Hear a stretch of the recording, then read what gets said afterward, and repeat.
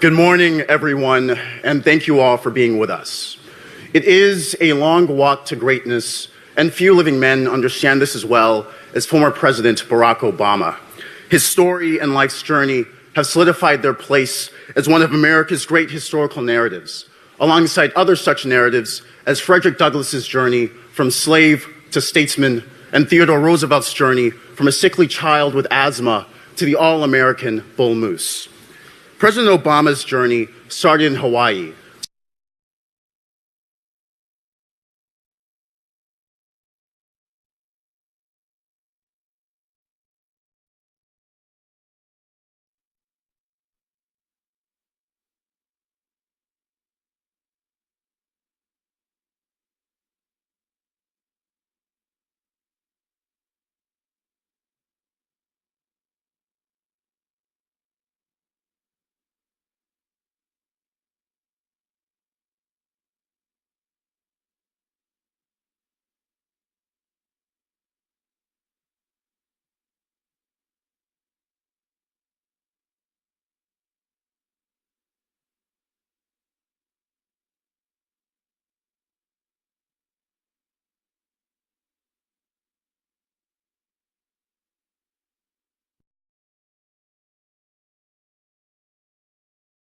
It can be challenging to make money from mobile ads.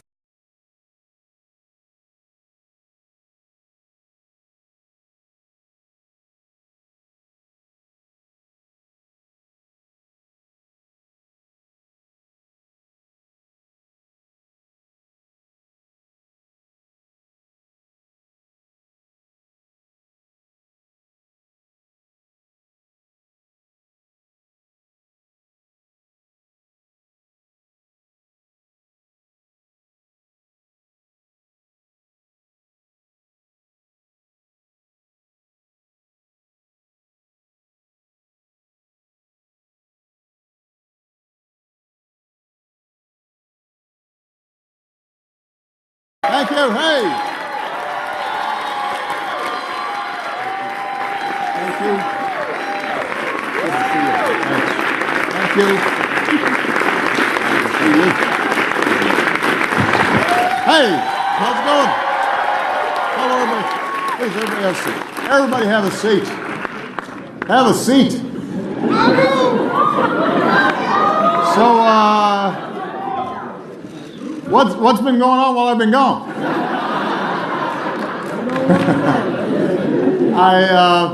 It is wonderful to be home. It is wonderful to be at the University of Chicago. It is wonderful to be on the south side of Chicago. And it is wonderful to be with these young people here. And what I want to do is just maybe speak very briefly at the top about why we're here, and then I want to spend most of the time that we're together hearing from these remarkable young people who are, I think, representative of some amazing young people who are in the audience as well. I was telling these guys that it was a little over 30 years ago that I came to Chicago. I was 25 years old, and I had gotten out of college filled with idealism and absolutely certain that somehow I was going to change the world. But I had no idea how or where or what I was going to be doing. And so I worked first to pay off some student loans. And then I went to work at the City Colleges of New York on their Harlem campus with some student organizing. And then there were a group of churches out in the South Side who had come together to try to deal with the steel plants that had closed in the area and the economic devastation that had been taking place, but also the racial tensions and turnover that was happening in these communities. And so they had formed an organization. They hired me as what was called a community organizer. And I did not really know what that meant or how to do it. But I accepted the job. And for the next 3 years, I lived right here in Hyde Park, but I worked further south in communities like Roseland and Auburn Gresham and Augale Gardens and West Pullman. Working class neighborhoods, many of which had changed rapidly from white to black in the late 60s, 70s, and full of wonderful people who were proud of their communities, proud of the steps they had taken to try to move into the middle class, but were also worried about their futures because in some cases their kids weren't doing as well as they had. In some cases, these communities had been badly neglected for a very long time. The distribution of city services were unequal. Schools were underfunded. There was a lack of opportunity. And for 3 years, I tried to do something about it. And I am the first to acknowledge that I did not set the world on fire, nor did I transform these communities in any significant way, although we did some good things. But it did change me. This community gave me a lot more than I was able to give in return, because this community taught me that ordinary people, when working together, can do extraordinary things. This community taught me that everybody has a story to tell that is important. This experience taught me that beneath the surface differences of people, that there were common hopes and common dreams and common aspirations, common values that stitched us together as Americans. And so even though I, after 3 years, left for law school, the lessons that had been taught to me here as an organizer are ones that stayed with me and effectively gave me the foundation for my subsequent political career and the themes that I would talk about as a state legislator and as a U.S. Senator and ultimately as President of the United States. Now, I tell you that history because on the back end now of my presidency, now that it's completed, I'm spending a lot of time thinking about what is the most important thing I can do for my next job. And what I'm convinced of is that although there are all kinds of issues that I care about and all kinds of issues that I intend to work on, the single most important thing I can do is to help in any way I can prepare the next generation of leadership to take up the baton and to take their own crack at changing the world. Because the one thing that I'm absolutely convinced of is that, yes, we confront a whole range of challenges, from economic inequality and lack of opportunity to a criminal justice system that too often is skewed in ways that are unproductive, to climate change, to issues related to violence. All those problems are serious, they're daunting, but they're not insoluble. What is preventing us from tackling them and making more progress really has to do with our politics and our civic life. It has to do with the fact that because of things like political gerrymandering, our parties have moved further and further apart, and it's harder and harder to find common ground. Because of money in politics, special interests dominate the debates in Washington in ways that don't match up with what the broad majority of Americans feel. Because of changes in the media, we now have a situation in which everybody's listening to people who already agree with them and are further and further reinforcing their own realities to the neglect of a common reality that allows us to have a healthy debate and then try to find common ground and actually move solutions forward.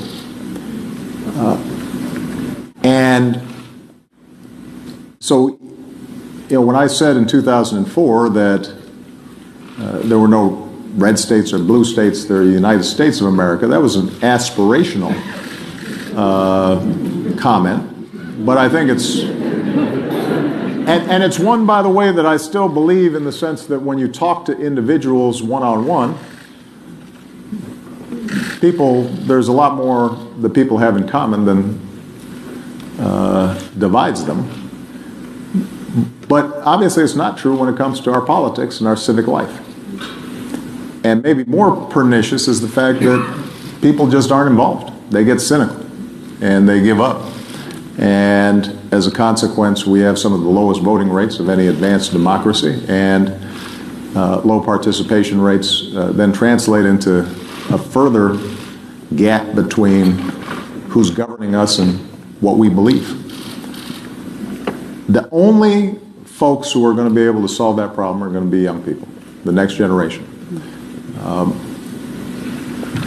And I have been encouraged everywhere I go in the United States, but also everywhere around the world, to see how sharp and astute and tolerant and thoughtful and entrepreneurial our young people are.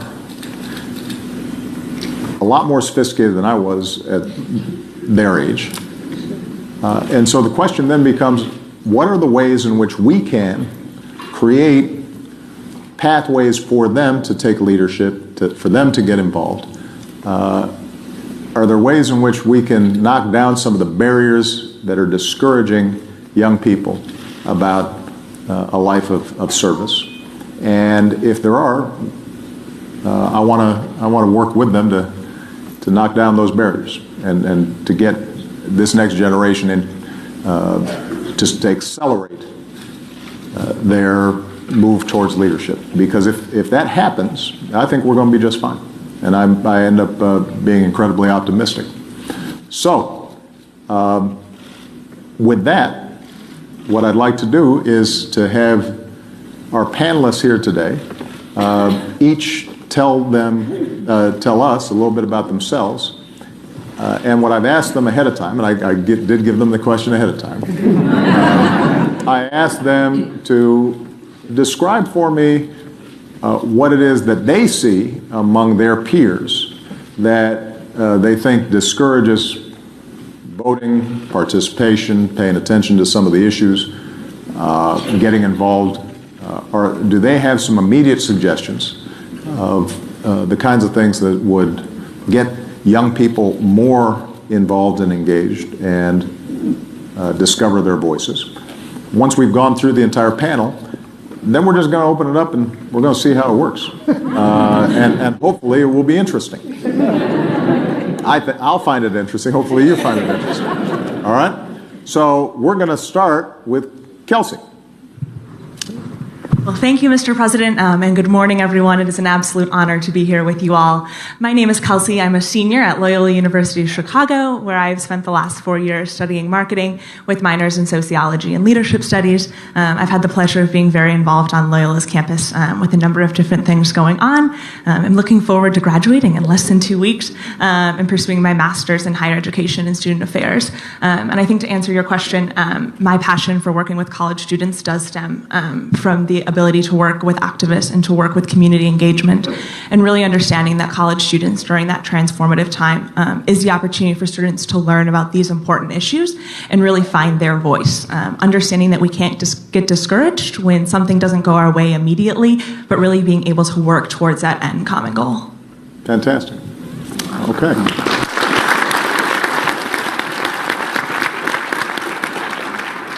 Good morning, everyone. My name is Ramel. I grew up in Milwaukee, Wisconsin. I'm a U.S. Army veteran. I major in sociology with a minor in legal studies at Roosevelt University. I work currently I'm a research assistant at Roosevelt University, focusing on community-based collaborative research projects. We've worked on projects ranging from landlord-tenant issues to youth leadership programs, and currently we're working on a project about the day labor market in Chicago, in the city of Chicago. It's a pleasure to be here, Mr. President. Fantastic. Thank you. Good morning. I'm Tiffany. I was raised on the south side of Chicago in a low-income household. I graduated valedictorian from Burnside Scholastic Academy, in the top 10 from Kenwood Academy. Broncos in the house. I graduated #1 from Chicago State University with my bachelor's in chemistry, and graduated from Chicago State a second time with my doctorate in pharmacy. Thank you. I've currently been a community pharmacy manager on the south side of Chicago, and for the past 3 years, and I'm also author of 10 Tactics to Tackle Studying. It's the guide to elementary school, high school, and undergraduate success. Okay.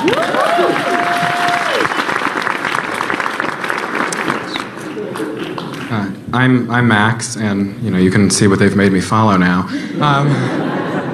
I have been involved in civic engagement and civic life here at the University of Chicago through the Institute of Politics, which has been an absolute blessing and a fantastic resource to all of us.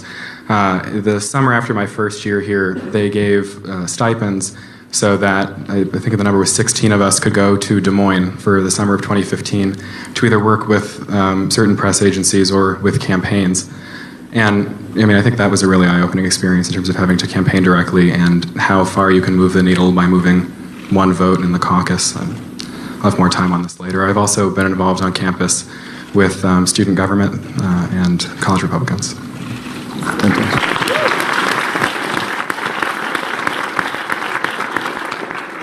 Hello, everyone. My name is Ayana Watkins. I'm the baby of the panel. I'm currently a senior at Kenwood Academy High School.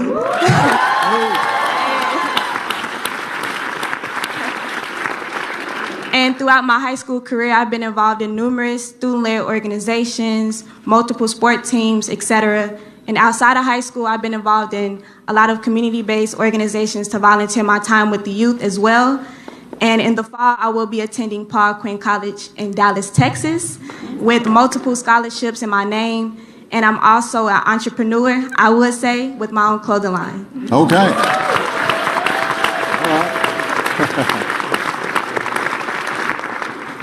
right. Peace and blessings, y'all. My name is Harish Patel, and I live on the northwest side of Chicago. I arrived as a proud immigrant around the age of 14 with my mom and my sister. from Gujarat, India, and attended public schools, and then went to University of Illinois Chicago, both for my undergraduate studies and for my master's in urban planning and policy. After graduating, I did become an organizer with somebody in the audience that I want to point out, Rami Nashashibi, who's been a mentor of mine. That experience sort of led me to run for office, and most recently, now I work for New America Chicago, and I'm the deputy director here in Chicago, where we sort of do what we're doing today. We infuse new ideas, new voices in public policy conversation. So I'm really looking forward to this. Fantastic. Excellent. All right. So, as you can see, we have an extraordinary group here of sharp young people. But you also notice that they kind of avoided my question. So, but that's good, because it tees up the next segment. And look, in the presidential election, you have maybe half of your peers voting. In midterm elections, about a third of your peers vote. I suspect that if you ask a lot of young people about a wide range of issues, regardless of where they sit ideologically, they would say, yeah, I'm very concerned about the economy, I'm very concerned about foreign policy, I'm very concerned about this or that or the other. But a lot of them feel as if they're indifference. It's not worth their time. And in fact, they're discouraged, but feel disempowered, right? So all of you have already shown yourselves to be willing to get out there and be involved and to make a difference. And I'm curious as to what is it you think that prompted you to get involved in some fashion? And also, when you talk to your friends, what is it that you think is preventing them from doing so that might make a difference? And we don't have to go in order. So if anybody wants to start, and I like that in you. So although I am in high school, a lot of my peers, so I'm a senior, so of course some of my peers were able to vote this year.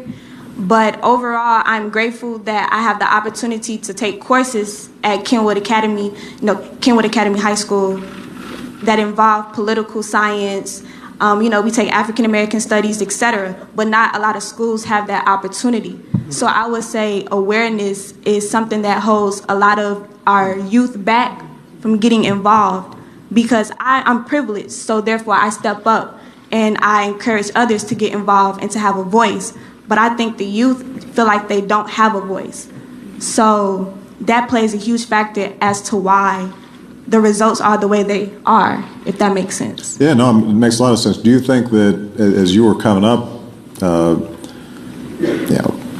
social studies, civic education, what kids are getting in the classroom would make a difference? Do you think that it would make more of a difference if young people had the opportunities to volunteer with organizations, to engage in community service? What is it you think that would make the biggest difference in young people seeing, you know what, if I volunteer for this organization, I might make a difference in my community, or if I participate on this issue, somebody might hear my voice and it might actually make a difference. What do you think would be most effective in encouraging people? So I feel like in order to encourage the youth, it involves to have a strong support system behind it to bring the youth up. So for instance, in school, we are taught social studies, but we tend to focus on mathematics, science, English, because that's what we're always brought up on, because of tests, exams, etc. So social studies and civic education tends to be pushed to the side. Mm-hmm. So I feel like it should be encouraged in the school systems because majority of our youth are in school, of course. And then from there, build outside programs. Right. So, from there, Yeah, so yeah, so I agree with Ayana because since I went to Kenwood too, that was kind of the start of me getting my foot in the door to want to expand and do outside things. I think also funding after-school programs and summer programs because I had 2 to 3 jobs ever since 8th grade every summer because one, you make money, so.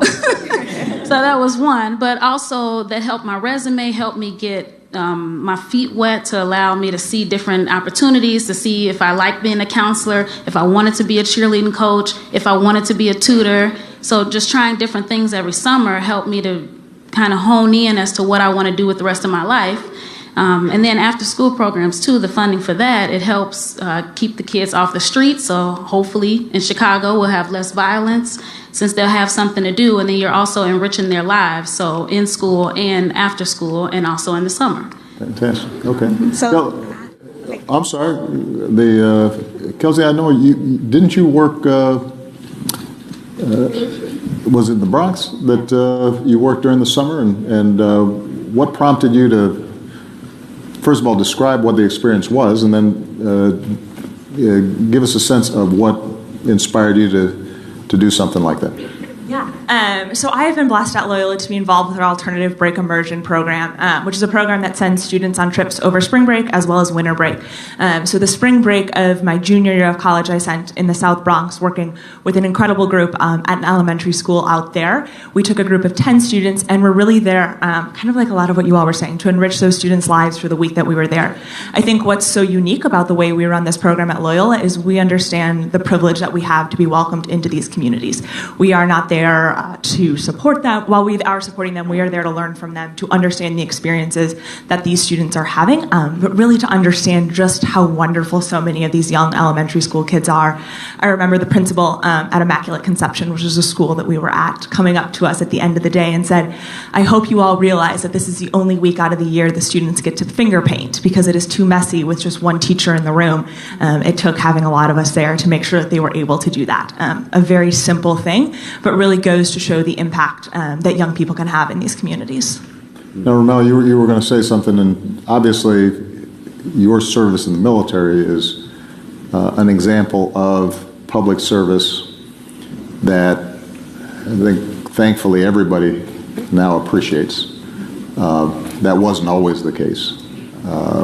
But what I discovered obviously was that once our veterans take off the uniform and they leave service, sometimes people forget how much talent is there and the need to tap into the amazing young people that have served in our military so that they can work in the community and continue the leadership that they've shown while they were in the military. You've been able to make that transition, but talk a little bit about your mindset both when you went into the military and after you left. How did that change your perception in terms of your responsibilities to your community and how you might be able to make a difference? Well, when I joined the military, I joined 6 months out of high school. I was working full-time. I wasn't in school. I wasn't in college, where I come from. Being in college is a big deal. Graduating is an even bigger deal. But it's all about graduate high school, get a job, do stuff like that. And I was in the military, and I realized there's so much more to that. And that I am being afforded this wonderful opportunity to engage with so many different people from all over the country, have so many different views, but we all share the same goal. And I realized that if I wanted to make a larger contribution, I was going to have to go to school. And so that's what I did. I served my initial contract. I received the honorable discharge in March 2014. I moved to Chicago June 2014. I was in Roosevelt August 2014. And I didn't do it by myself. When I got out of the military, I was part of this program called Veterans Upward Bound. And it's to to pre-college readiness program for veterans that need to brush up on their academic skills before they enter college. And that being a part of that literally saved me taking extra courses, remedial courses. So I benefited immensely from that. And I was fortunate enough to get a research assistant position at Roosevelt, and that really got me going, because I was working with different projects, youth, landlords. I mean, it was amazing, because like these are regular folks, and that's something I definitely wanted to get involved in. And to answer your question about what I think is preventing youth, I believe that what we need to do, I believe that we need to connect personal problems with like public issues. I feel like sometimes, you know, you're working 2 jobs and you can't afford daycare. It's not because you're lazy. So if we can establish some sort of connection, demonstrate some sort of connection, and I'm really big on like collecting data and numbers, and listen, 80% of people are experiencing this in your community, and you just don't know it yet. You won't see it, but here's the numbers, here are the facts. So I believe that is a huge thing that we can do to help that. Well, look, you're making a terrific point. One of the things that I learned when I was organizing, and this is true for, I think, a lot of young would-be do-gooders. You know, you show up in a neighborhood and your initial instinct is to tell people what they should be interested in, instead of spending the first 6 months listening and finding out what they actually are interested in, and then connecting, connecting their immediate needs to the policies that are having influence on those areas of concern. And the more that you can make concrete for people,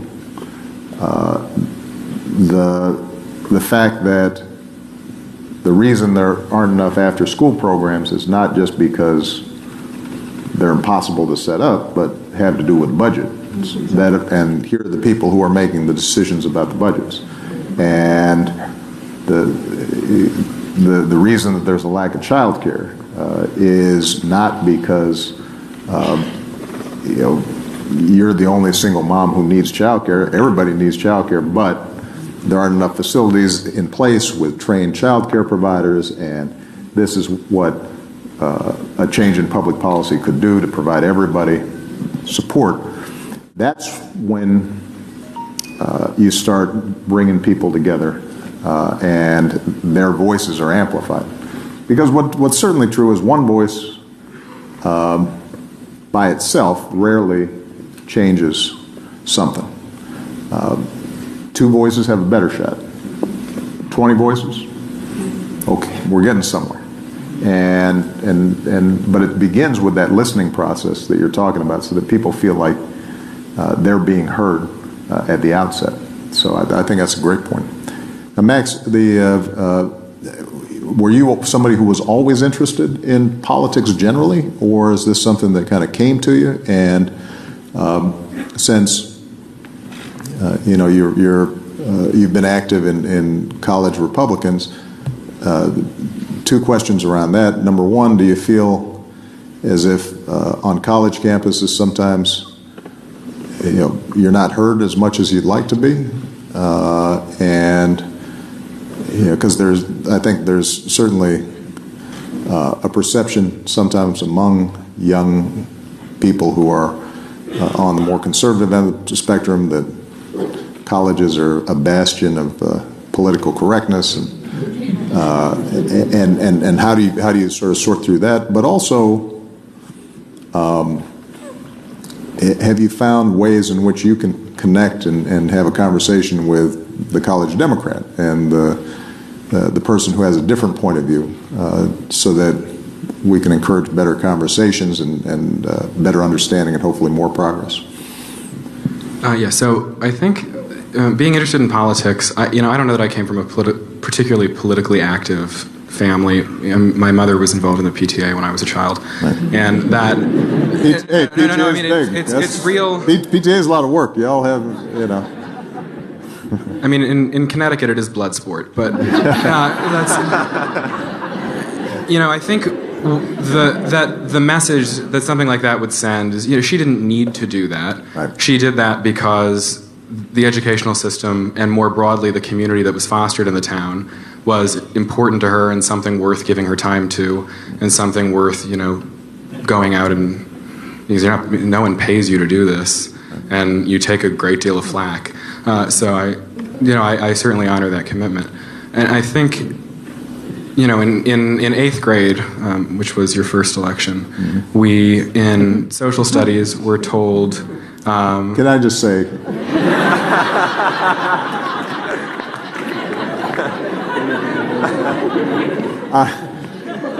I'm old. But please continue. In 8th grade. Go ahead.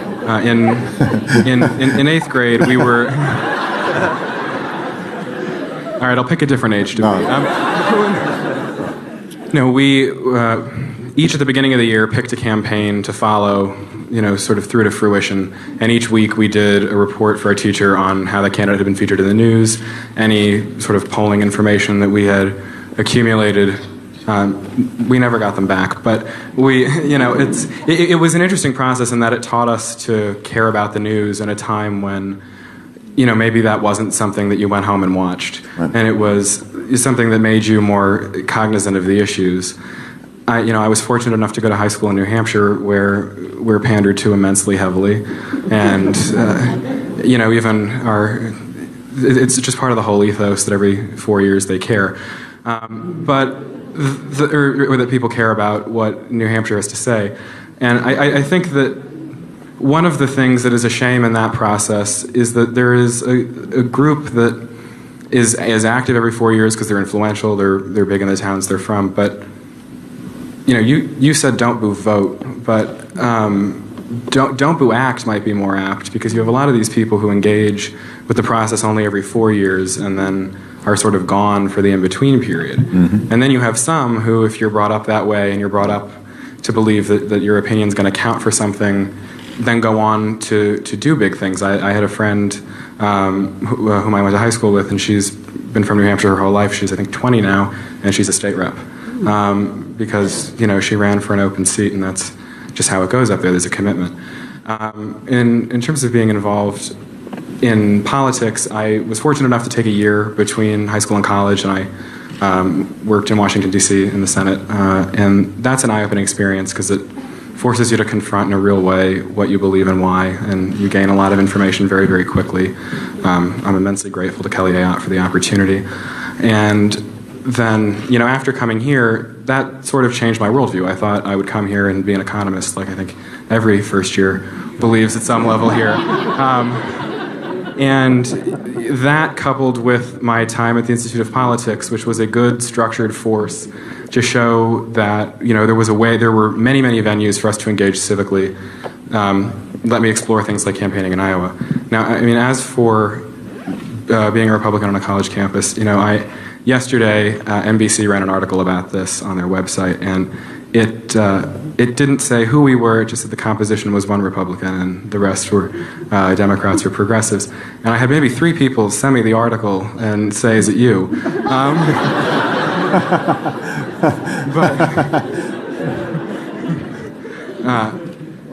But it is if you're watching. But I would say it depends on the setting whether it's something I'm particularly forthcoming with. At the Institute of Politics itself, I think most people know at this point, and certainly in the beginning of 2016 when caucus season was going on, those of us who'd been in Iowa and could do caucus math, which is, as you know, not real math, but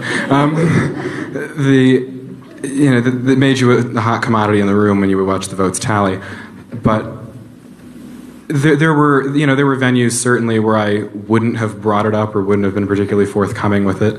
I think people suspected it, but I didn't. I'll leave that to the other student government people in the room to confirm or not. But I don't necessarily know what I was afraid of, but I think that there's a sense that if you harbor a view that doesn't jive with with the majority view that you can expect some level of ostracization from certain people, or you can expect people to assume the worst aspects of you based on beliefs you may or may not hold, right? I don't think anyone sitting in this room agrees with their party on 100% of issues 100% of the time for 100% of the people in their party.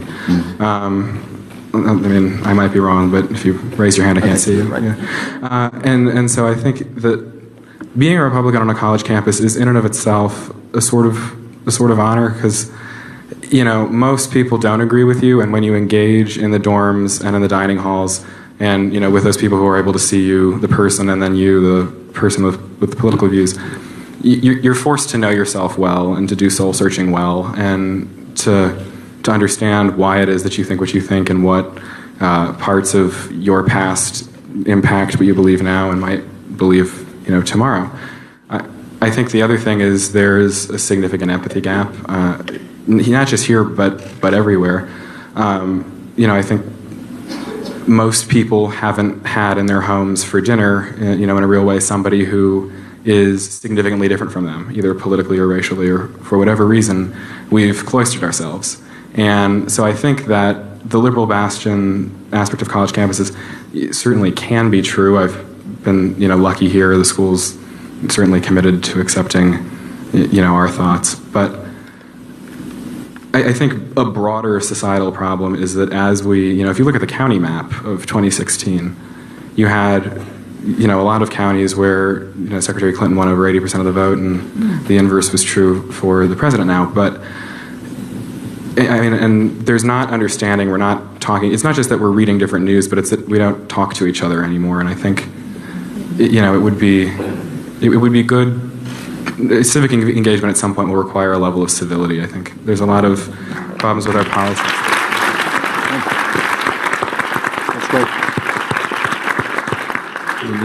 There's a lot of problems with our politics that begin at home. I think we blame intransigent politicians a lot for the failure of each of us to grasp each other well. So your mentor when you were a new senator, Dick Lugar, great guy, love that guy, and ultimately lost his primary for that reason. Because he talked to me. Yeah, because people couldn't stand to see their member, bridge a gap on a human level. Yeah. And I think that's sad. I think there's both an empathy gap, and also I think a lot of people see politics, especially in this generation, and they say, this is ugly, this is mean, this is something that you have, pretty experienced people doing, and, if the country's a ship and politicians are sailors, maybe the boat moves like a degree either way, but I think the lack of results stems from a lack of us understanding each other well. I think, Marco Rubio said it pretty well a couple months ago, that you can't really run a country when half of it hates the other. And somehow we're going to have to find ways to bridge that and to meet people who aren't like us. Good. Sure. Rich,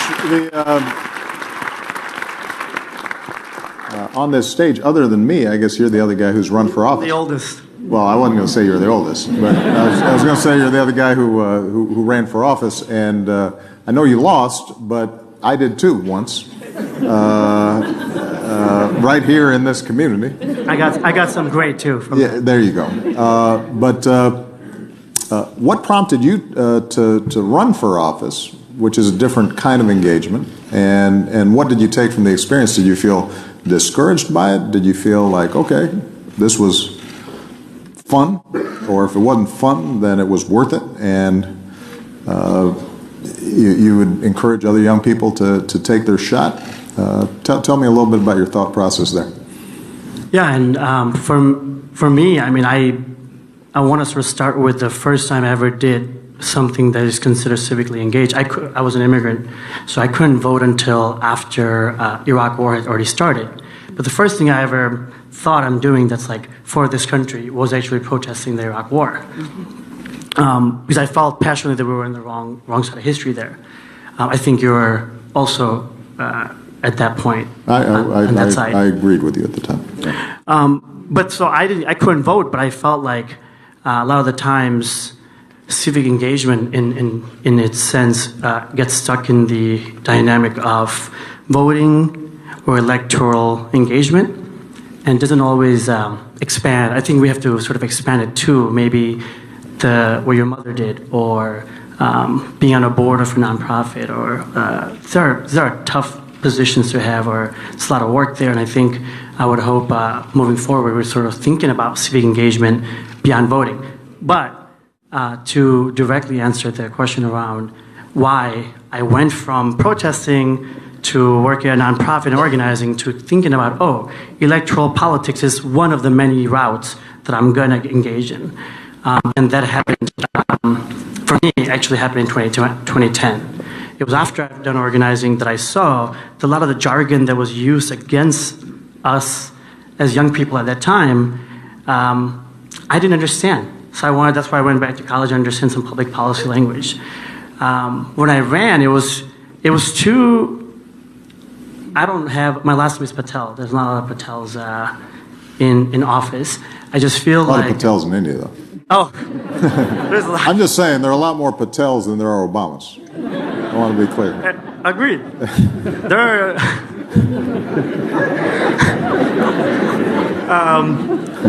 I had a Hussein joke, but I'm not going to make it. So at some point I sort of felt that both, or more than, I don't want to get stuck in this two-party sort of language, but there's a lot of different cult of personalities of cult of politics that young people especially, get sort of drawn to, and they can't really go beyond the questions they're allowed to ask within. And so I wanted to be able to protest and be able to run for office and run a small business and do the organizing and be able to figure out which is the most effective way that I want to, live my life and be happy, but also sort of inspire a whole generation of folks that maybe look like me or come from a Muslim background or are South Asian immigrants. Or I want them to, and most young people of color, to feel that they can literally do anything. So that was one of the major reasons. Also, Illinois has an establishment politics that is really old. Not old in age, but old in thinking. And there's a monopoly of power, money, ideas that only come from few families or sometimes a few zip codes. And I wanted to say that that's not how we should move forward. Okay. Well, I think that's good.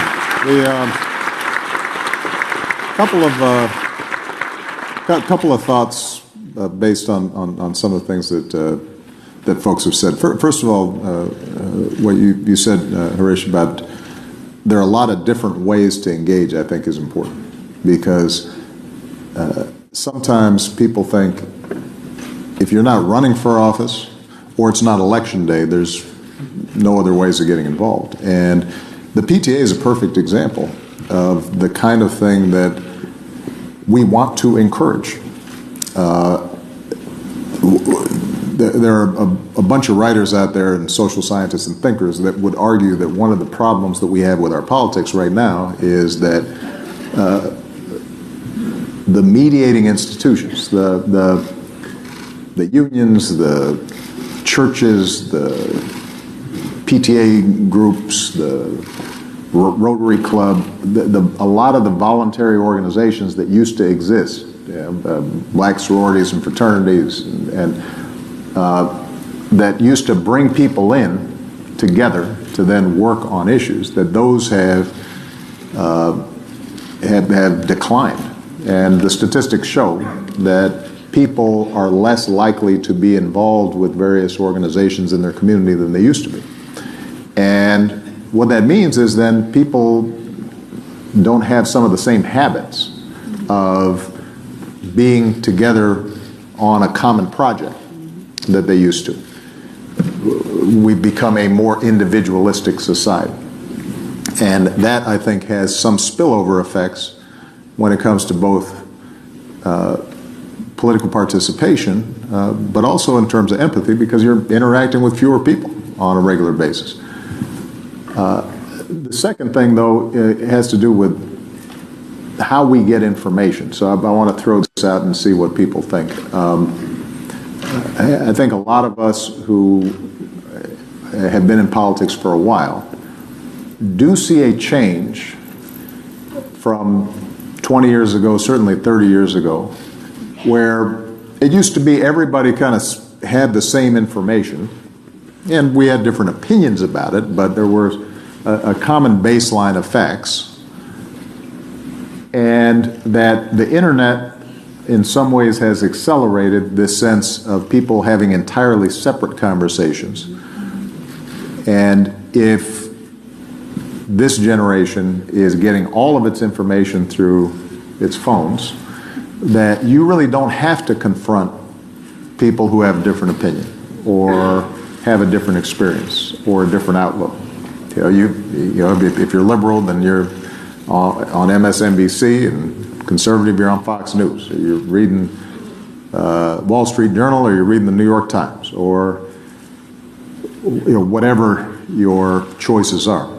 Or maybe you're just looking at cat videos, which is fine.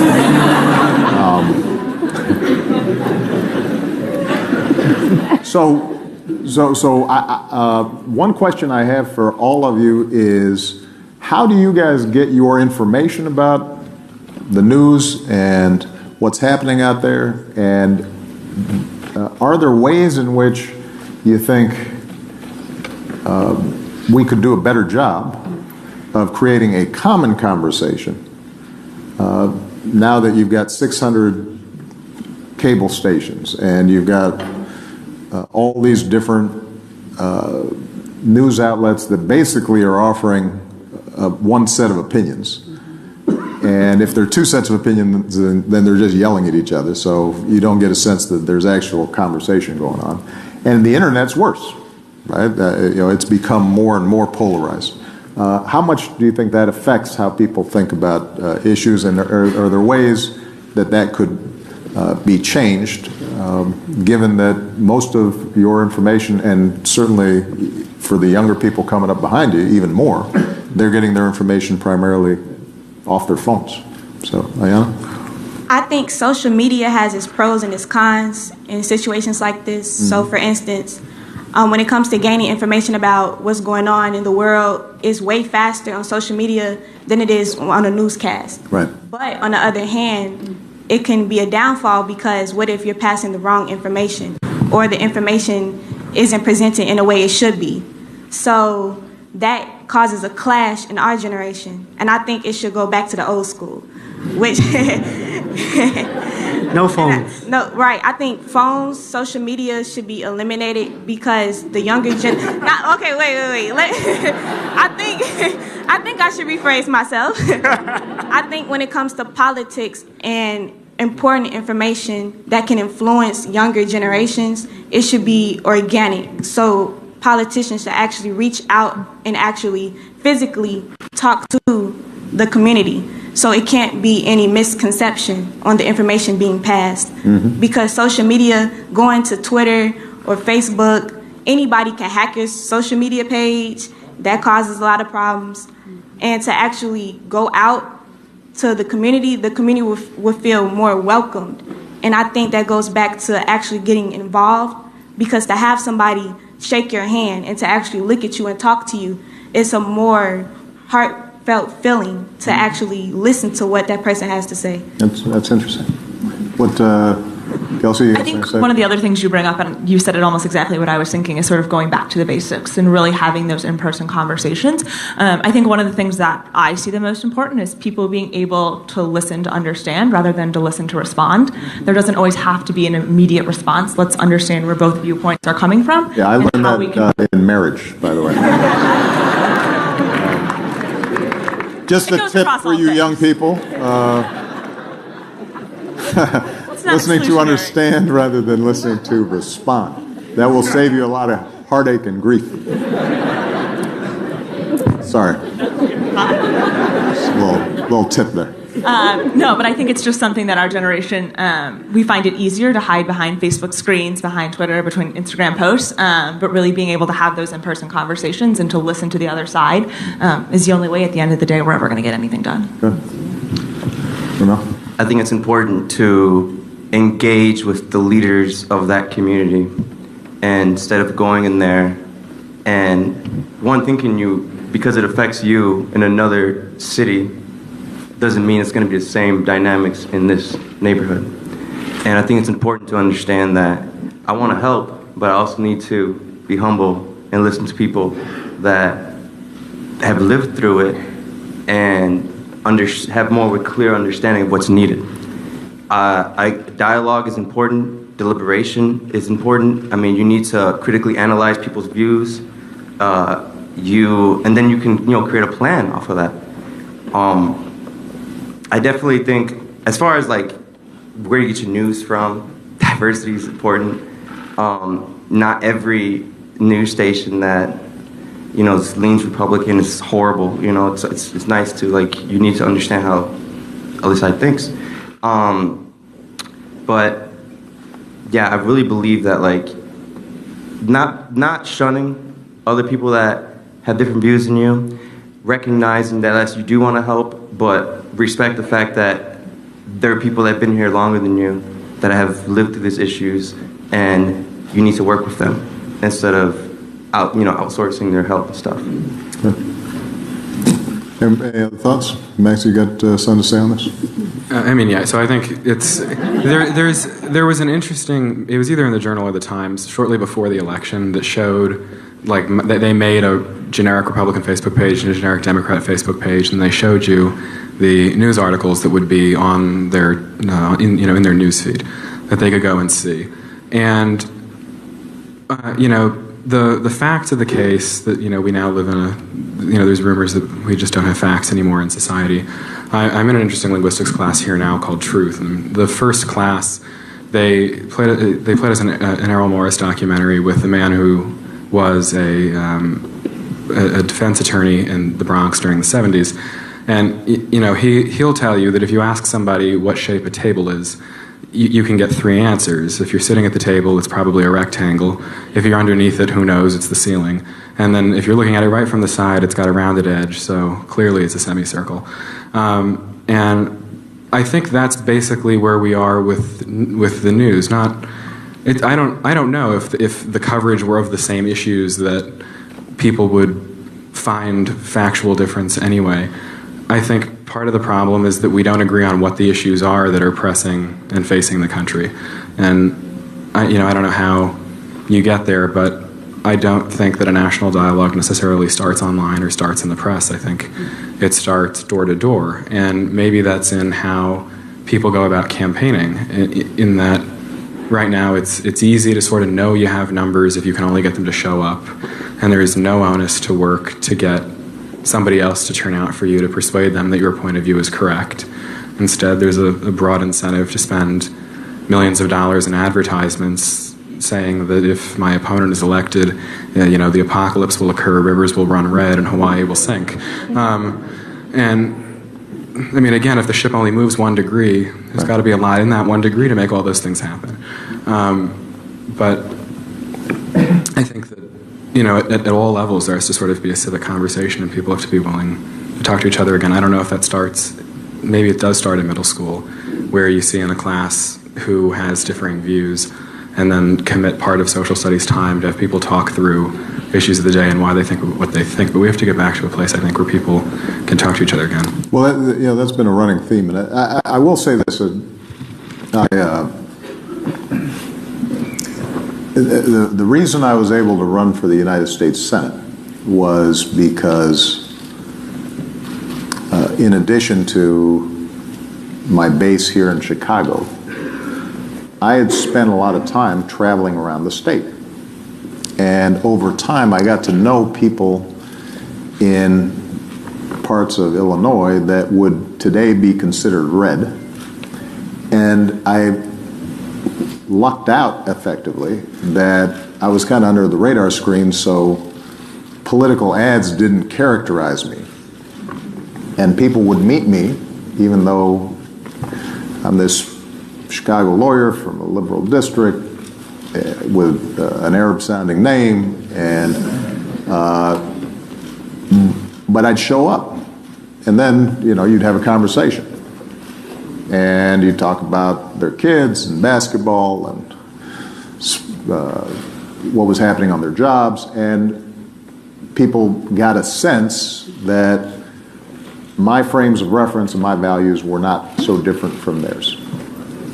And that gave me the ability to break through some of the assumptions that people might have otherwise had.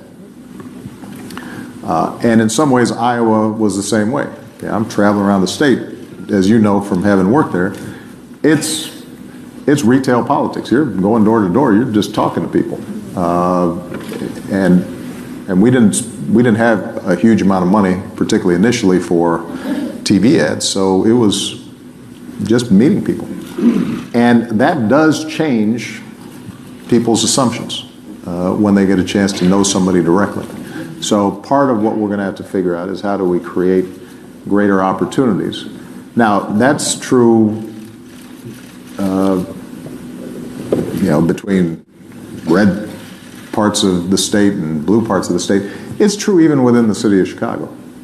I was yesterday with a group of young men who are part of a program designed to give them opportunities and pathways away from violence and crime. And these are some young people from 18 to 24.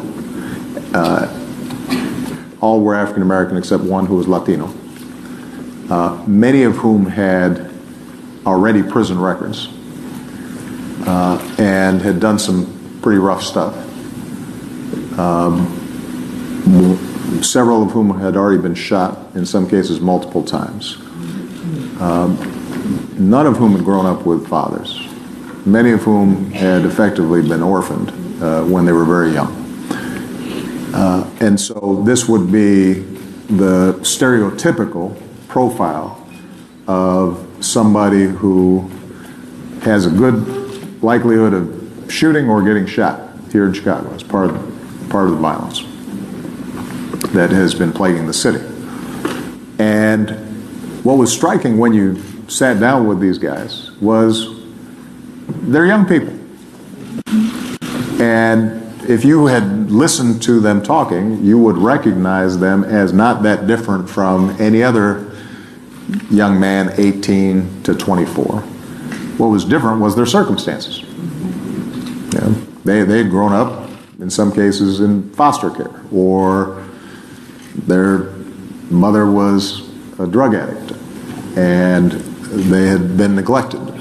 And so even within the city boundaries, a lot of times we will characterize our neighbors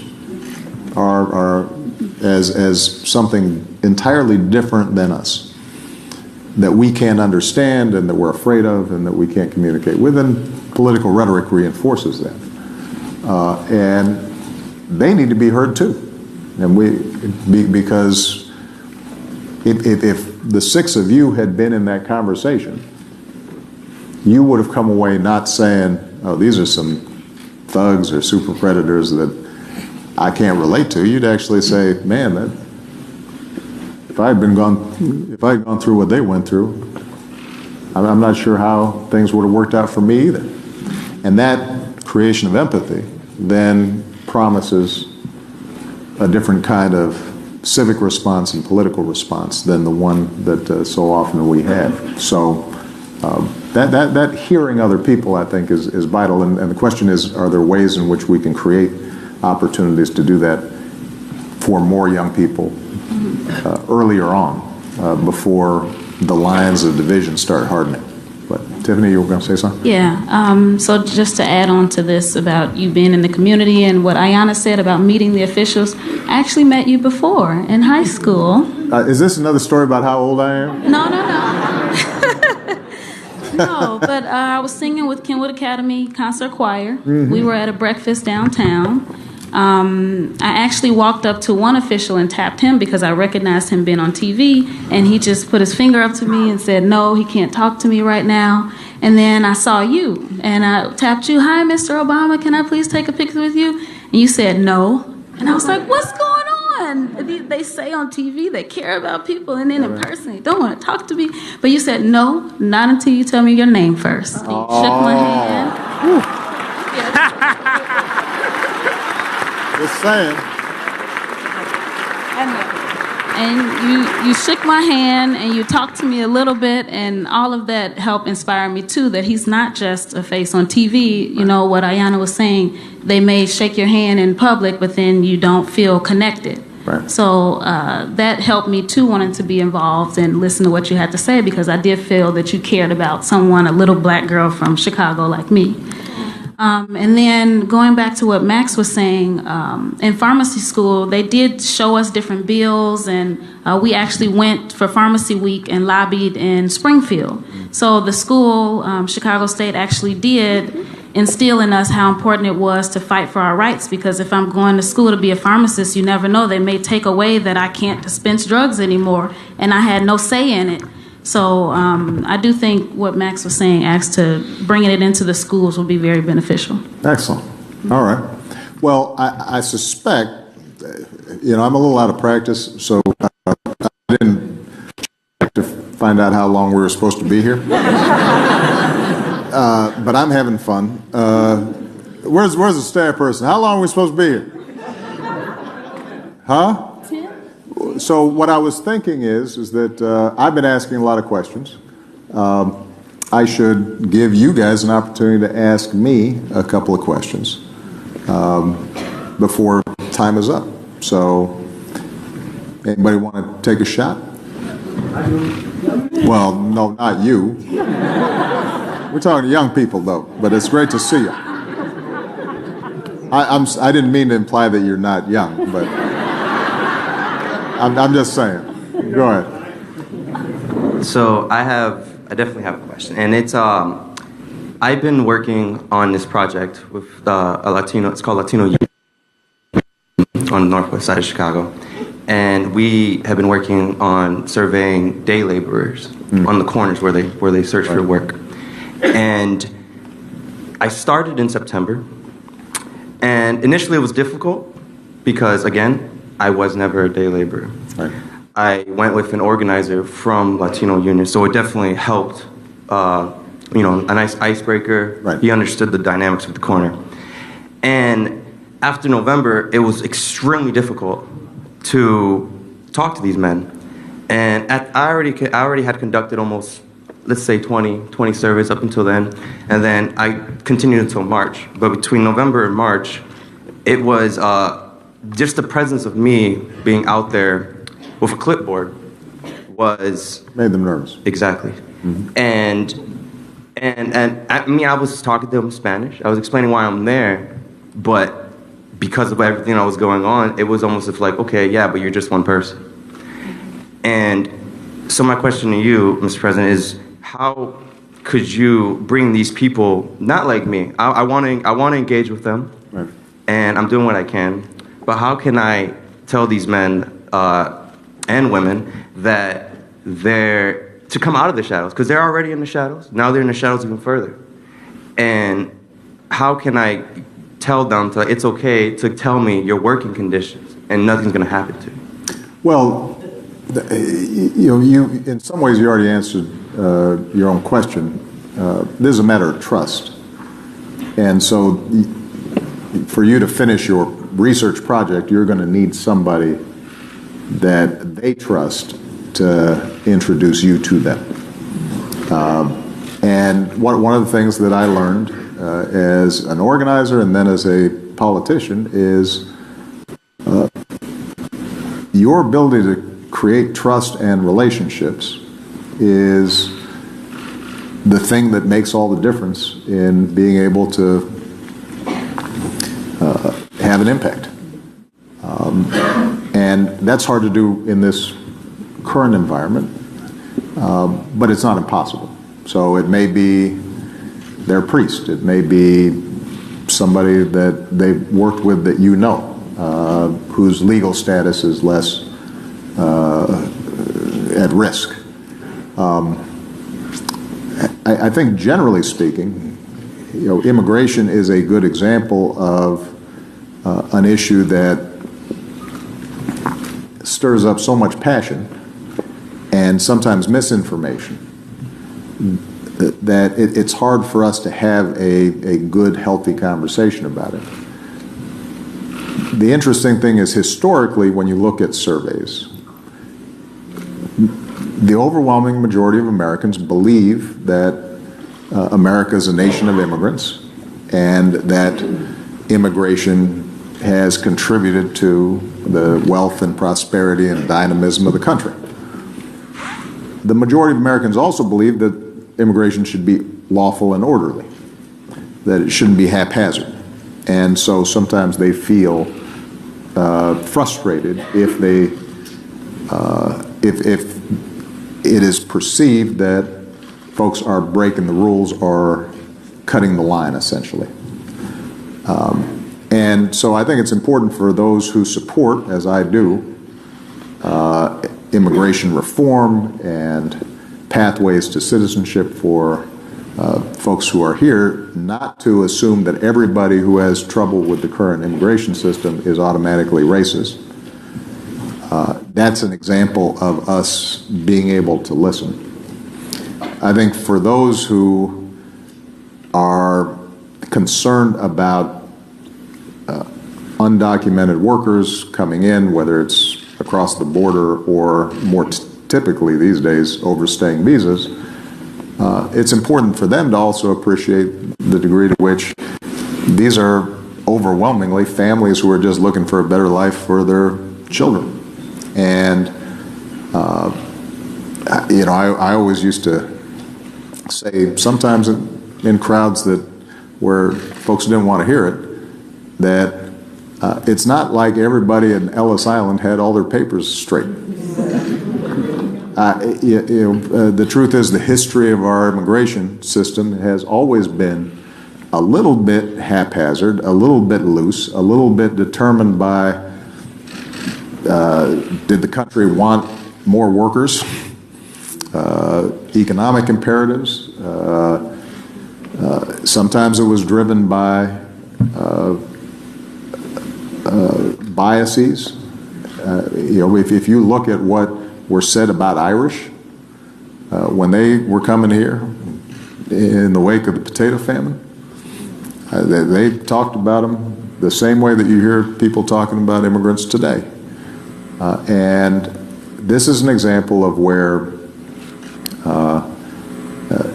everybody being able to see the realities of immigrants as people, not as some other, is important. But it also requires us who are advocates on behalf of immigrants to have some respect for people who you may be able to win over if you can argue that we're going to create an immigration system that is fair, but still allows people to come here and achieve some sort of opportunity.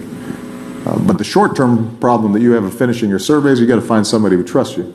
And you might want to put away the clipboard and get to know them a little bit before you start just surveying them. When I was organizing, one of the things we used to always say is don't knock on people's door with a clipboard, because they don't know if you're the tax man. They don't know, or they don't know how long this thing's going to take. They're in the middle of a ball game, or watching reruns of Desperate Housewives or something, and they're really into it, and suddenly, oh man, that's that guy with the clipboard. I don't want to hear that. All right. Thank you, Mr. You want to do one more? Yeah, go ahead. Well, we got time for 2 or 3. Go ahead.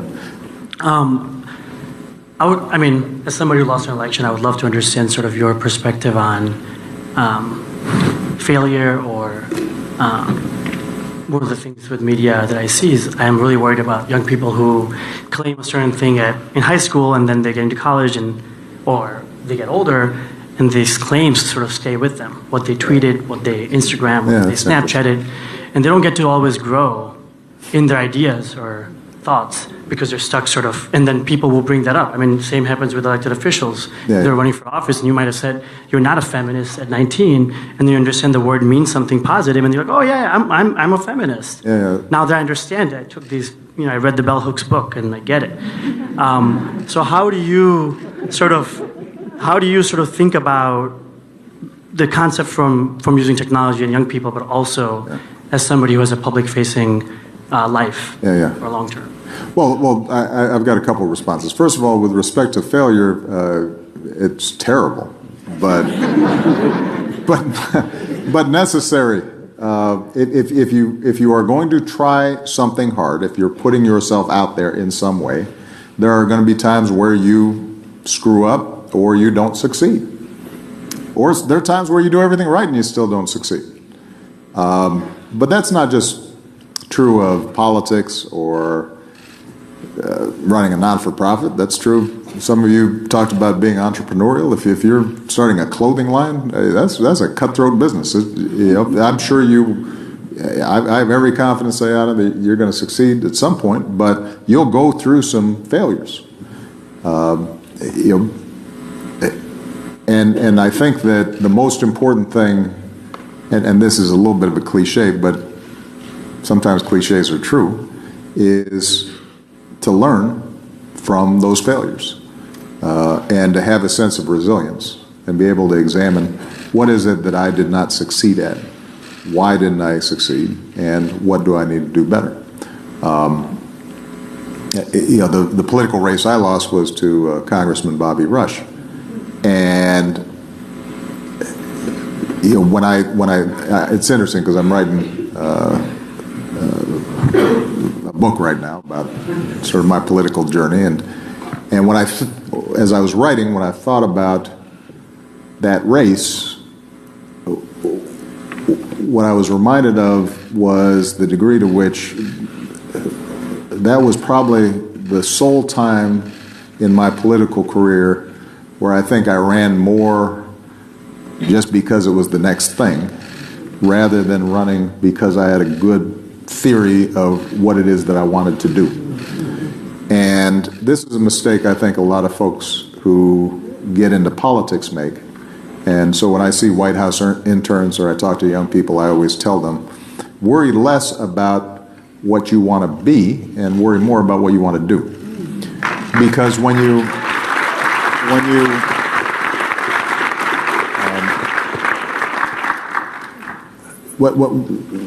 you're more concerned with, I want to be a congressman, or I want to be a senator, or I want to be rich, then some people may succeed in chasing that goal, but when they get there, they don't know what to do with it. And if they don't get there, they don't have anything to show for it. But if you're worrying about, I want to improve education in low-income neighborhoods, or I want to deal with climate change and help save the planet, then whatever you're doing in pursuit of that goal, in and of itself is going to be worthwhile, and it's going to teach you things, and it's going to put you in a position to have an impact. And then if it turns out as a result that you also end up being successful in politics or whatever thing you're pursuing, then so much the better. The most successful business people that I know, Bill Gates didn't start off saying, I want to be the richest man in the world. He started off saying to himself, I really think these computers are cool, and I want to write cool software. That's what he wanted to do. Worked out well for him. So I think that's with respect to the failure issue. If you're focused on giving of yourself to accomplish something, then even when you fail at a particular objective, you're still succeeding in learning about how you can accomplish those goals. And it doesn't just become about you. In terms of how to deal with the fact that, as you grow up, you're going to learn and change and evolve in all kinds of ways. And that is healthy and normal, but the problem now is with the internet, that past is always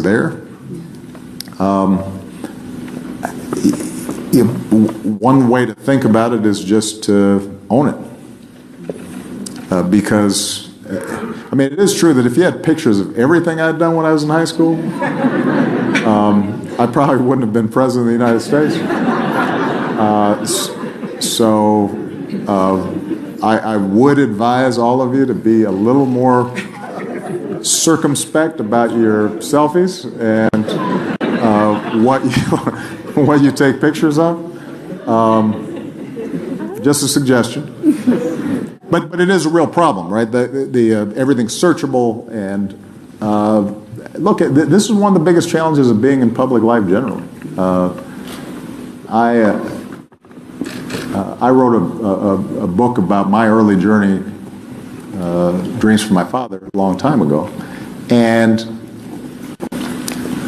because I had been pretty honest about the struggles I went through as a young man, when I ran for office and there was some big reveal about, oh, the guy smoked pot. It's like, yeah, no, it's in my book. I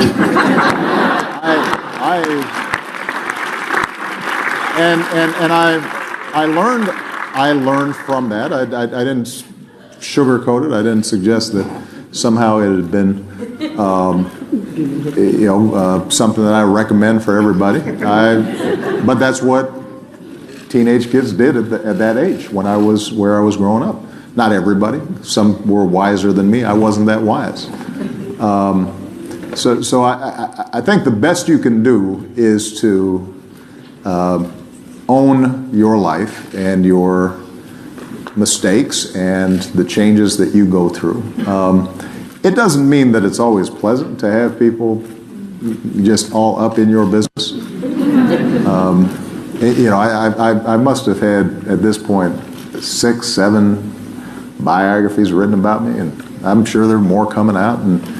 And generally speaking, one of the frustrations is that, like, my life wasn't that exciting up until I guess I was president.